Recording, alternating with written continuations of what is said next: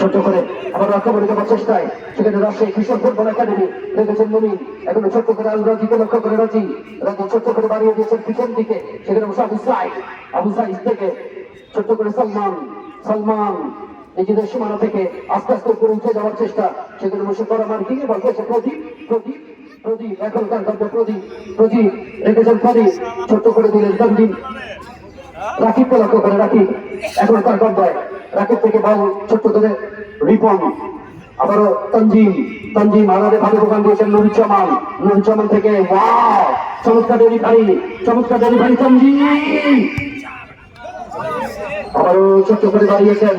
এখানে দেখা যাক প্রদীপ চলি গেল। একটু আগে মুরগির কথা বললাম, ওই ঢুকিয়ে একটু ডিওজি সাহেবকে বাইর করেন। ধন্যবাদ। একটা চা এনে দিতে দেখেন, আমার কাছে কিন্তু এই চাটা অমৃত সত্যিকার অর্থে। এটা কিন্তু আমি যত কথা বলি পানি লাগে নতুবা চা।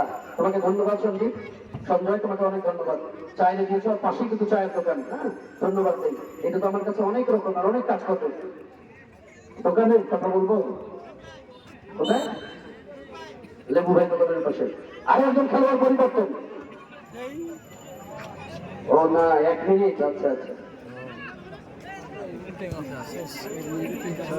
আরে হয়েছিল লেবু পানি দোকান করছি, তুই হয়েছে এত কথা কই। দর্শক 1 মিনিট ইঞ্জুরিতে অনেকে হাঁটি পাপা করে উঠে যাচ্ছেন, অসুবিধা নেই। আগামী শুক্রবারের কথা শুনে যান।